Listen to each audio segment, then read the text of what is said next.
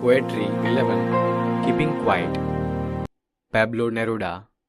This poem is written by Pablo Neruda.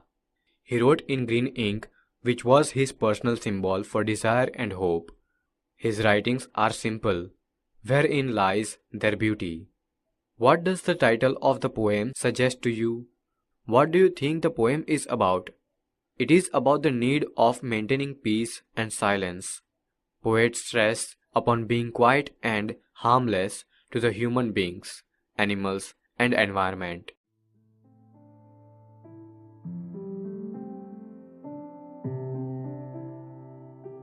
Now we will count to 12, and we will all keep still.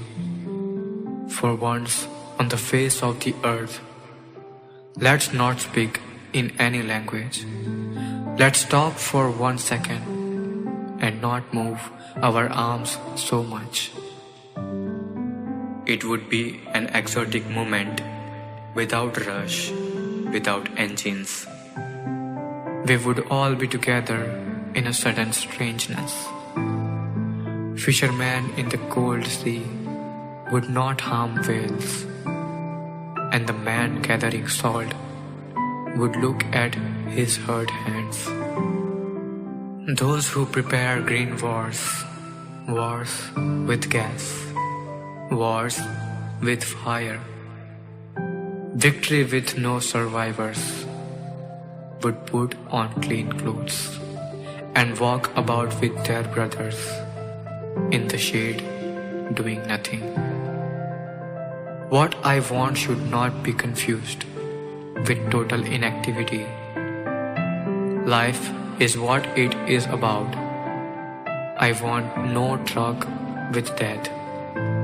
If we were not so single-minded about keeping our lives moving, and for once could do nothing, perhaps a huge silence might interrupt this sadness of never understanding ourselves and of threatening ourselves with death. Perhaps the earth can teach us as when everything seems dead and later proves to be alive. I'll count up to 12 and you keep quiet and I will go.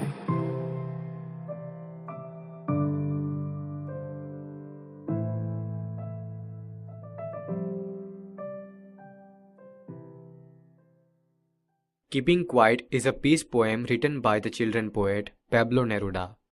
The poet asks humanity to count numbers from 1 to 12, 12 being the number of hours shown in a clock or the number of zodiac signs. He requests everyone not to speak because languages create barriers between people.